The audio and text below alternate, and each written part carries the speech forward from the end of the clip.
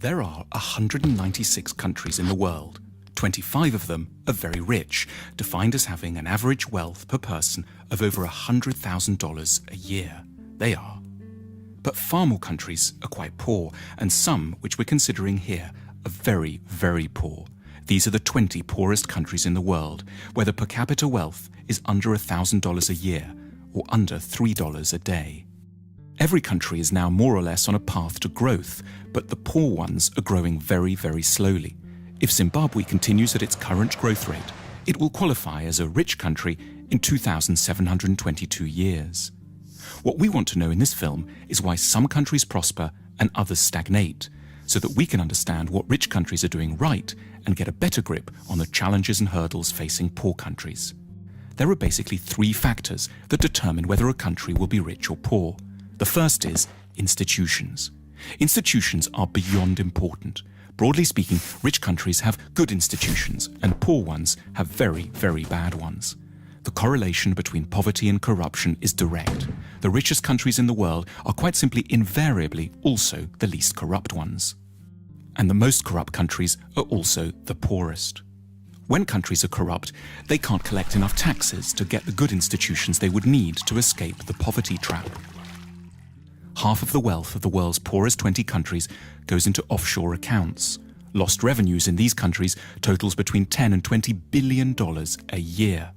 Meanwhile, without an adequate tax base, poor countries can't invest in police, education, health and transport.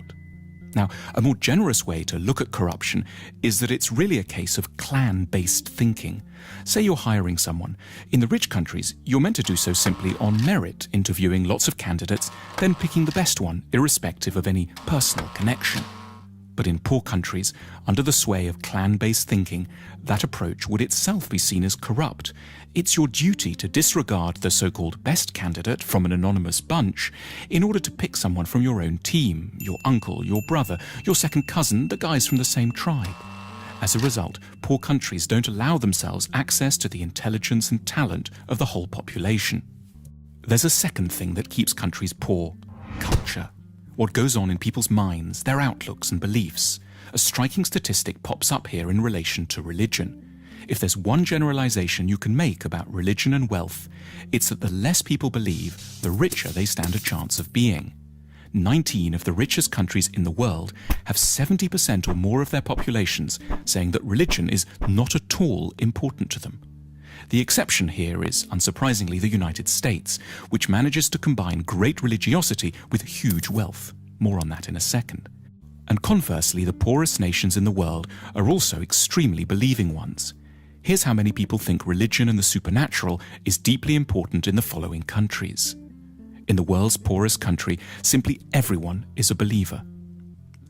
Why is belief quite so bad for wealth creation? Because in general, religiosity is connected up with the idea that the here and now can't be improved, so you should focus on the spiritual and look forward to a next world instead. It makes quite a bit of sense when you live here. In the rich world, on the other hand, people are generally great believers in their capacity to alter their destiny through effort and talent. Incidentally, to explain the anomaly of the United States, religion seems not to slow down economic growth here because it's a particular sort of religion, an overwhelmingly Protestant and exceptionally materialistic kind. The American God doesn't want you to think of building the New Jerusalem in the next world. He wants it here and now, in Kansas or Houston.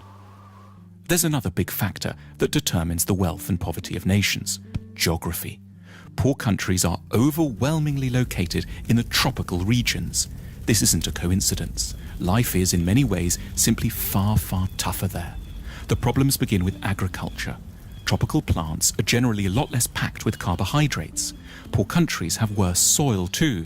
Also, and perhaps surprisingly, a tropical climate can be disadvantageous to photosynthesis. Historically, a key determinant in the likelihood of societies growing rich was their possession of large domesticated animals, such as horses and oxen, which liberated a huge part of the workforce from having to plough by hand. But in tropical Africa, domesticated animals have throughout time been devastated by a further appalling scourge, the tsetse fly. This small fly, exclusively present in Africa because of its heat and humidity, knocks out animals on an enormous scale, making them sleepy or inactive, and has had a profound effect on the ability of Africans to develop technology, increase agricultural productivity, and amass wealth. It isn't just plants and animals that suffer in the tropics. In the middle latitudes, humans are open to a terrifying array of diseases, including 100% of low-income countries are affected by at least 5 tropical diseases simultaneously. The magical temperature, which has helped to make rich countries rich, is 16 degrees centigrade. However superficially unpleasant, that drop below 16 degrees as autumn starts to bite is quite literally a foundation stone of civilization. Geography also encompasses transport, and poor countries are on the whole very badly connected. Landlocked Bolivia and semi-landlocked Paraguay are the poorest nations in South America. Africa has only one major navigable river, the Nile, and hosts 15 landlocked nations, 11 of which have average incomes of $600 a year or less. Not coincidentally, the poorest country in Asia, Afghanistan, is also landlocked. Then there's the matter of natural resources. Natural resources like oil or precious metals can be real trouble, and paradoxically, poor countries tend to have them in spades. These natural resources are what economists call intensifiers. They will help to make a country with good institutions richer, but one with bad institutions get even poorer, precipitating what's called the resources trap. So the Democratic Republic of the Congo is one of the world's most mineral-rich countries, holding most of the world's coltan, which every mobile phone has a bit of inside. But natural resource wealth helps elites to grab money without requiring the cooperation of the whole society. If the only way to grow wealthy is to assemble high-tech aero engines, for example, you're going to need your whole society to buy into the project.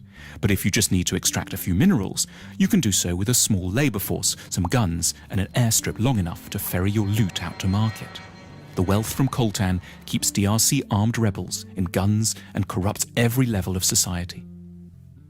So how should one weigh up the relative importance of all these different factors, institutional, cultural, and geographic, in determining the wealth of nations? There's no hard and fast rules, but as a guide one can suggest that 50% of a nation's wealth comes down to the state of its institutions, 20% is due to its culture, and 10% each can be allocated to latitude, connectivity with the rest of the world, and geological good fortune. If you're a policymaker, this discussion has wide practical implications. But at a more personal level, one might take away 2 things from it. Firstly, modesty.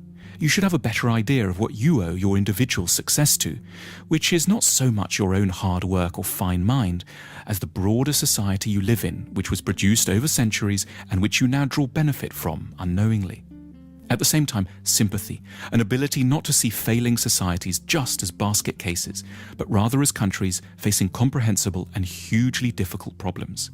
Our sympathy can be enhanced by reflecting that the troubles of desperate lands are to a considerable extent to do with malaria, a lack of navigable river, and the horrific buzzing of the tsetse fly, rather than always some more intimate human failing, which we would ourselves never manifest.